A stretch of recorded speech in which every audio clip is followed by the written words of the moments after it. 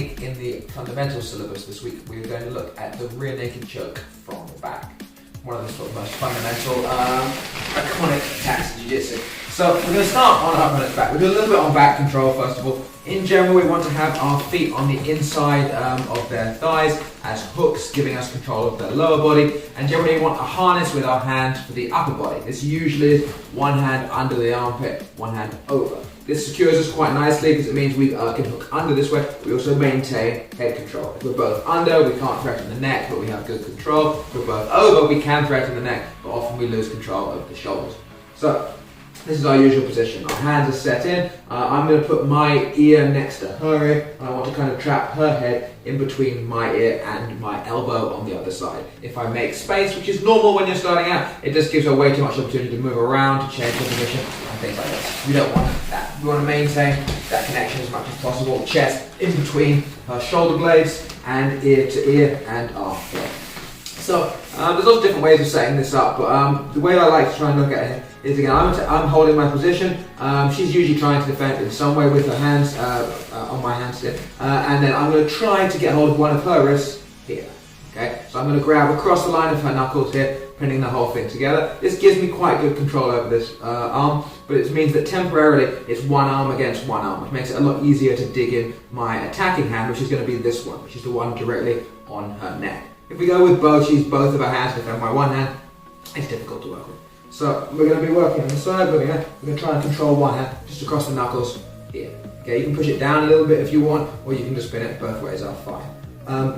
Now I'm going to take my left hand, I want to start bringing it back. I want to take my knuckle underneath her earline here, and I'm going to start sliding it and cutting it along her throat here. Again, if I try and just start here, I will just, she'll keep her chin down, I'll just go across her face. It's not very nice, and you will tap people like this sometimes, but it's much harder to get an actual choke. It's just kind of a crank. So we generally have our hands in. Again, we can move around here. This thumb goes backwards. I withdraw it to the base of her jawline up by her ear here, and then I cut her ear from here, between the jaws down. So once I get myself through, I want ideally to have my elbow in front of her, what would be her Adam's apple, but again, it's not always possible to get that far. This is okay, but I don't want to be here. Okay, I want to have that connection where preferably my left hand can grab the back of her trap here. Okay, once I have this, again, her head is sort of connected to my arm, I can move her around sort of at will. Next, my left hand is going to grab hold of my bicep, and my other hand is going to start to go behind her head. I don't want to leave my arm out here too much because she will grab it or make things irritating. So I'm going to try and make sure this all happens behind her. So I had this grip here, this comes out, this goes back, hand goes to my bicep, and the back of this hand goes behind her head here.